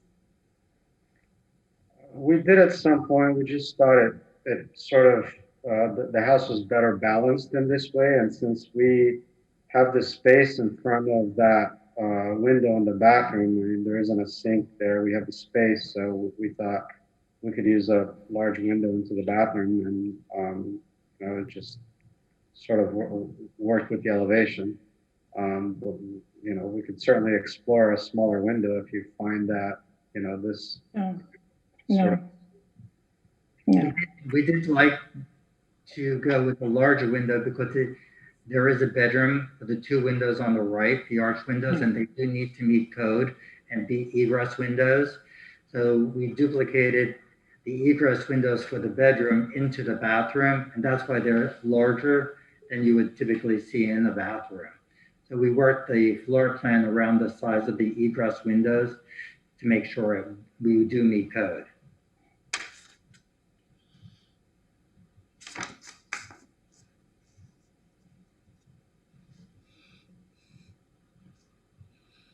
Okay, any further questions of the applicant? There are a couple of conditions from staff regarding the glass and the mullions. Do you have any objection to those conditions? It is, the condition from staff is that the window shall feature clear glass on the front elevation and that all muntins shall be external and dimensional.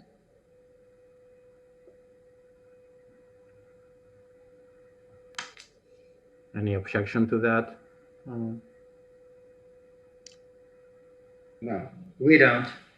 Okay. We're okay with that. And another question is, what is the material that you are using on the outriggers? It would be a wood. Okay. A synthetic wood or some type of a cypress, ipe. We're not exactly sure. We still have to research those materials.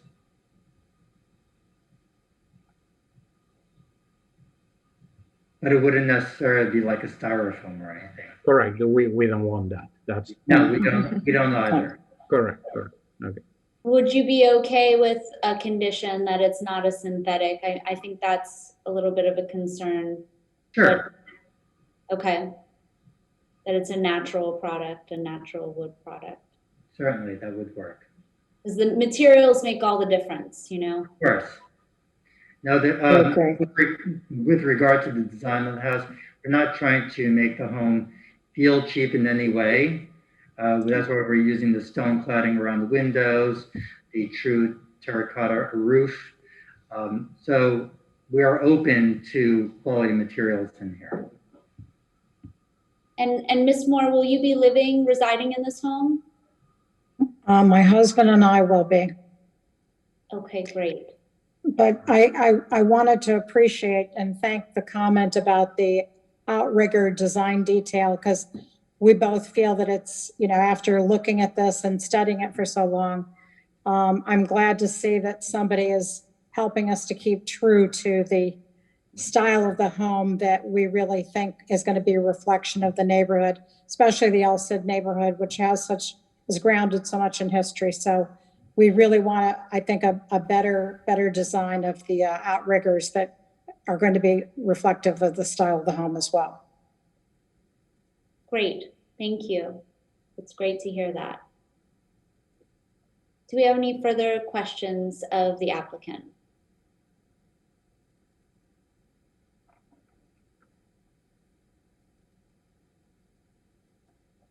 Okay, seeing none, we'll move into staff's presentation. Ms. Mittner.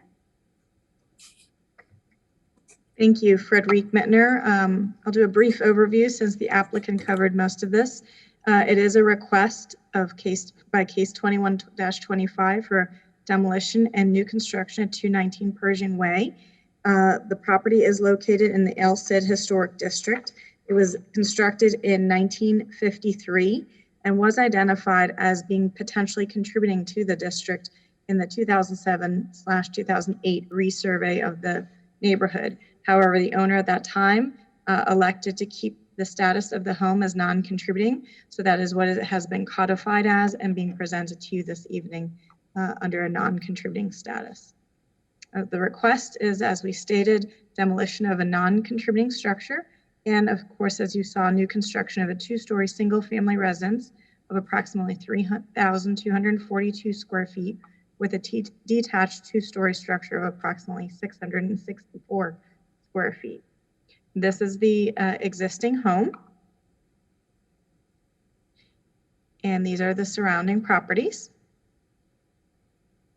Contributing to the west, non-contributing to the east. This is a survey of the existing structure, one story, and again, that large covered area in the back that was referenced that has led to some of the deterioration. Some more images that the applicant provided of the existing structure. And in reviewing our criteria in our code for demolition, staff believes it will not result in irreparable loss to both the historic district or the city of West Palm Beach if the structure is approved for demolition. Again, it is currently listed as a non-contributing structure. And even though it meets the age criteria, I would say it has very minimal ornamentation and character defining features of the mid-century, except for its U-shaped plan.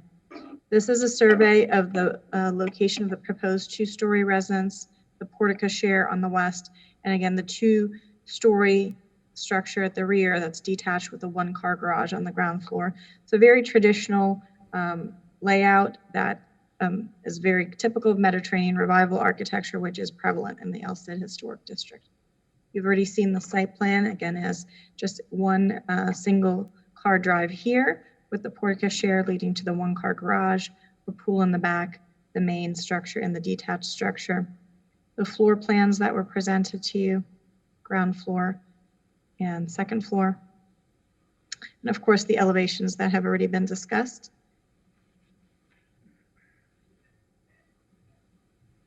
And the streetscape, and as you can see, there are actually two contemporary Mediterranean revivals on the street, 207 and 233.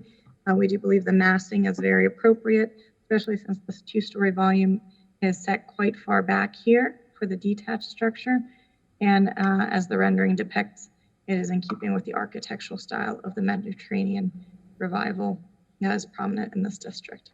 So reviewing our criteria for new construction, we do believe it meets all those compatibility standards as well as standards 9 and 10 from the Secretary of the Interior, and therefore we are recommending approval.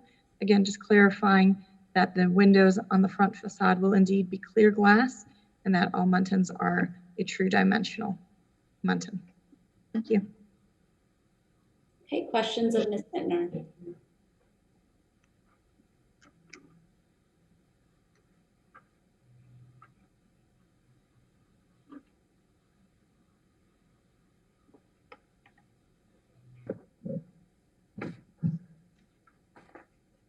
And this will require two motions, a demolition and new construction, please, if the board chooses to move that to that route. Ms. Mittner, would you feel comfortable if we made it a condition of approval to work with the applicant to lower that beam height on the front balcony? Absolutely, yes. Detail there. Yes, yes. And then also the requirement of a real wood outrigger. Yes, I did make notes of the board's recommendations, and staff was comfortable helping execute those. I also understood that lowering this beam height, perhaps that could be achieved by having a similar hip roof like is being presented in the back at the front. Yes, I think that would resolve the issue. And then I think the removal of the finials was the other condition. Yes, and the bracket detail and the bracket material and a true barrel tile, yes. Okay, great. Any further questions of the applicant? The brackets and the outriggers, right? All those elements. Yes. Okay, do we have any members of the public that wish to comment on this case? Madam Chair, no one's expressed interest in making public comment. I have also not received any public comment for this evening. Okay, so we will move into executive session.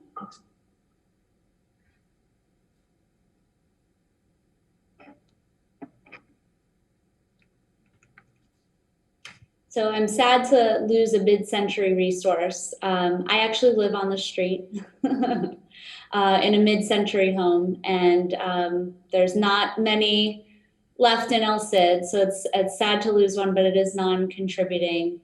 And I do really appreciate the attention to detail that you have put into this design for new construction. So thank you. Yeah. I think this is why it's so important.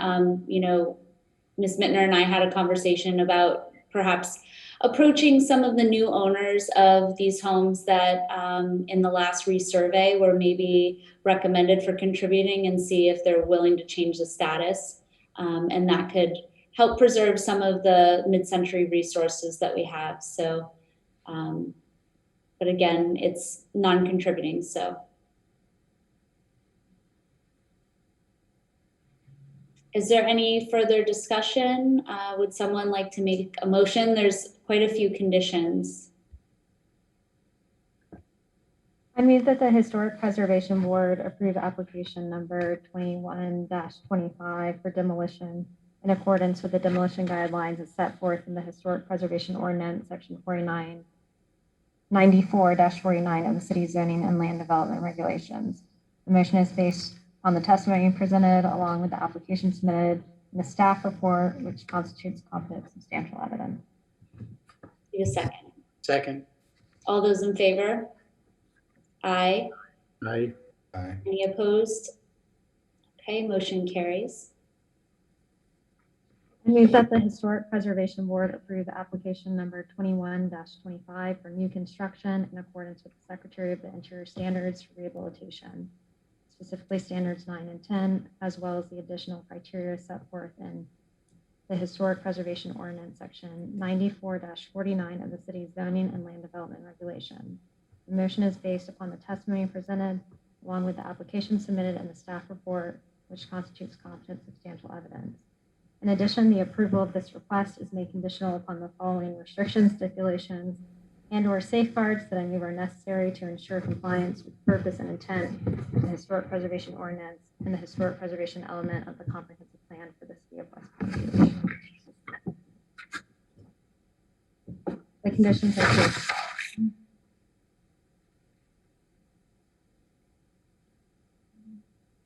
The applicant shall work with staff to ensure the simplification of the bracket design, elimination of finials, look at lowering the beam height of the front balcony, possibly with a hip roof to match the second floor beam height. Brackets and outlookers shall be wood, and the applicant shall use a true barrel tile. Additionally, the windows shall feature clear glass on the front elevation, and all muttons shall be external dimensional. Okay, do we have a second? Second. All those in favor? Aye. Aye. Aye. Any opposed? Okay, motion carries. Thank you very much. And thank you for agreeing to work with staff on those few items. We appreciate it. And good luck with your project. Thank you very much. And welcome to El Cid. Can't wait. So I know that we have, I think we have a review of the bylaws. If there's any changes that anyone would like to see made to the current bylaws, we have to provide notice at this meeting before we discuss it at a future meeting.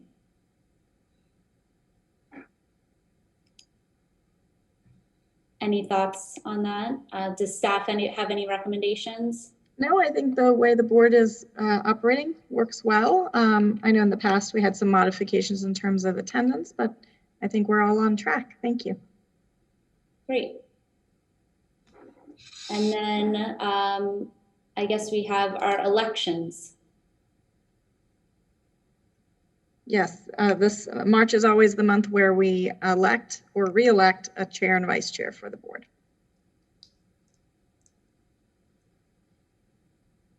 Should we go ahead and do that, Ms. Mittner? Yes, please.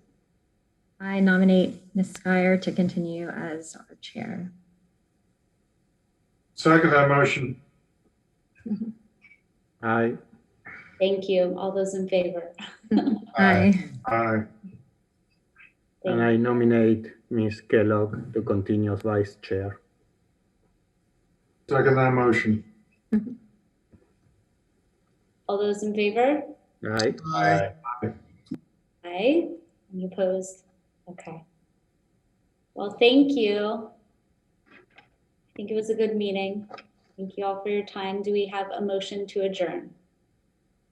And move to adjourn tonight's Historic Preservation Board meeting. Second that motion. All those in favor? Aye. Aye. Opposed? Okay, thank you. Good night, Thank everybody. you all. Good night. Good night. Thank you all. See you next